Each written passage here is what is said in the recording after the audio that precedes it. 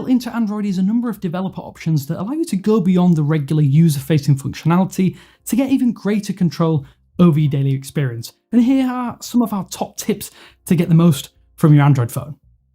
Thanks for watching 9 to 5 Google here on YouTube. Remember to thumbs up, hit subscribe and then tap the bell icon to be among the first to watch our upcoming videos.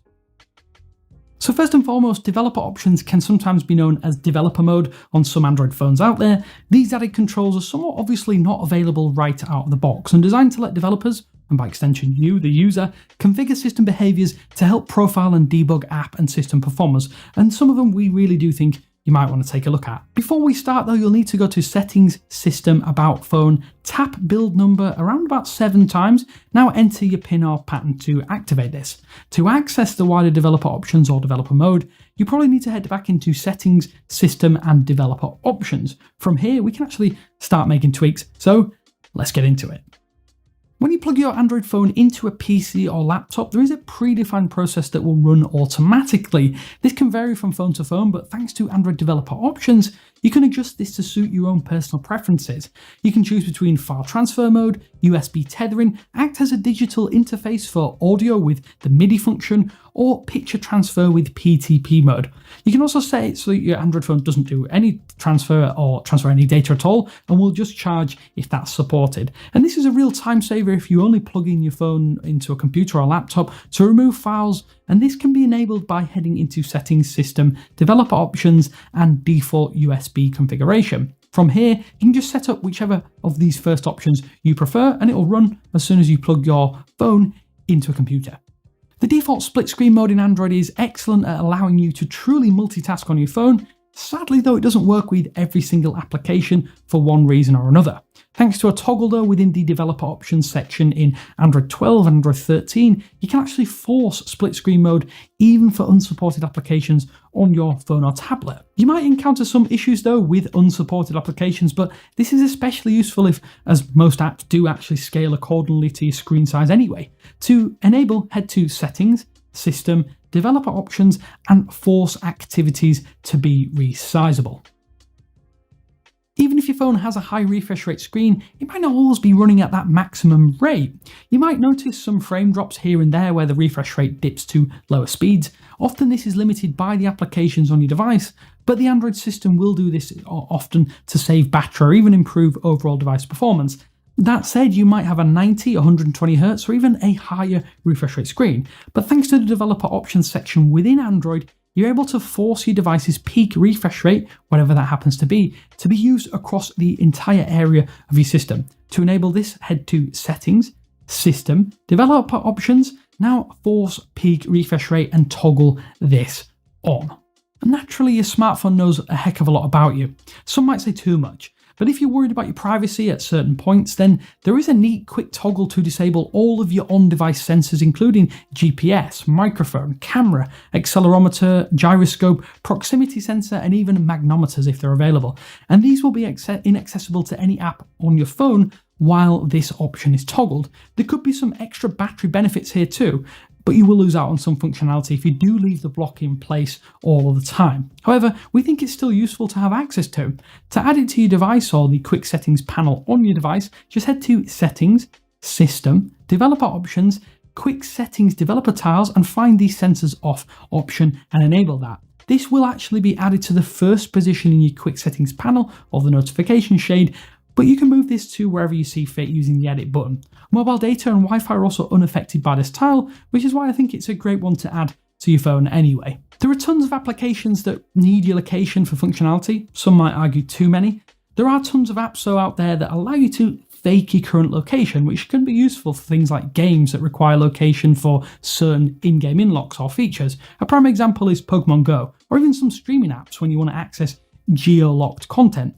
You can use location spoofing applications from the Play Store to default to a specified region, and with the developer options tiles too, this means that you can place your Android anywhere on the planet with zero problems.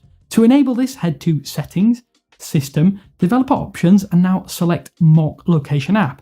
Now you can select your preferred application if you do have one installed. If not, head to the Play Store, find one. Now you should be able to add that to your preferred location application via the developer options. Android seems to get a lot of undeserved criticism for the quality and consistency of things like animations and the perceived smoothness of the system. In recent years, things have improved quite dramatically with updates and system UI improvements, but thanks to the enhanced developer options mode, you can tweak your phone's animations if they're too slow or not slow enough for your liking. If you want to tweak animation speed, you'll need to head to Settings, System, Developer Options. From here, you can find 3 options that you can toggle to improve speed. There is Window Animation Scale, Transition Animation Scale, and Animator Duration Scale. All of these can be tweaked to suit your own preferences, but it's worth noting that 0.5x speed means faster, so smaller numbers actually mean faster animations. But play around with it to see how you find the animations and improve smoothness of your device. Battery life is another big complaint with any smartphone out there, and taking steps to potentially increase it is always worthwhile in our mind, so long as functionality isn't drastically impaired. One such function that might be worth disabling is Wi-Fi scanning. However, you can keep this enabled for quick Wi-Fi switching, but restrict how often scanning processes take place, which is something we think you should do. Wi-Fi scan throttling limits background apps from scanning Wi-Fi to once every 30 minutes. Without being activated, this can actually be as much as once every 15 seconds. In our opinion, we think this is a good middle ground if you don't want to disable the Wi-Fi scanning entirely. To enable this, head to Settings, System, Developer Options, and now Wi-Fi scan throttling. A dedicated dark theme or dark mode has been one of the best additions to Android in recent years. It still isn't perfect though, but thanks to a toggle found within developer options, you can force a dark theme even for unsupported Android apps and even certain system sections. As you would expect though, this can be quite buggy. Certain UI portions can become obscured or hard to decipher as a result of using this option.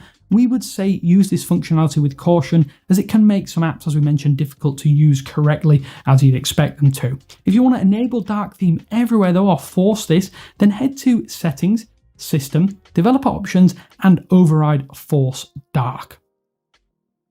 Even when your phone is constantly connected to Wi-Fi, mobile data will actually be active on your device for quick switching between networks. This is great if you're moving between networks on a regular basis, but for most people who tend to stay in one place for a long time, this can affect battery longevity. To disable or enable this function, you can head to Settings, System, Developer Options, and Mobile Data Always Active. Now toggle this on or off as you see fit. With this function disabled, it's worth noting that when turning off or disconnecting from Wi-Fi, it can take a couple of seconds before mobile data is available again, but we think this is a worthwhile compromise for some extra battery longevity. Within developer options, you can also manage and monitor any ongoing processes running on your Android phone, including those cached apps which would be found in your recent apps menu. If your phone is running strangely, or if you just want to get an idea of what is sapping at your device memory, then this dashboard is a useful place to visit and get a better idea of what's going on. You're able to stop any processes or applications from this pane if you wish. We want to show you this, so head over to Settings, System, Developer Options, and Running Services, and this will just give you an idea of the current state of your Android phone and what is actually using your memory at any one time. So that's 10 of the developer options or enhanced developer options that we think you should know about. We want to know though what you have been using in the developer options section and simply have to enable or disable right away on your Android phone. Is there something you literally cannot live without?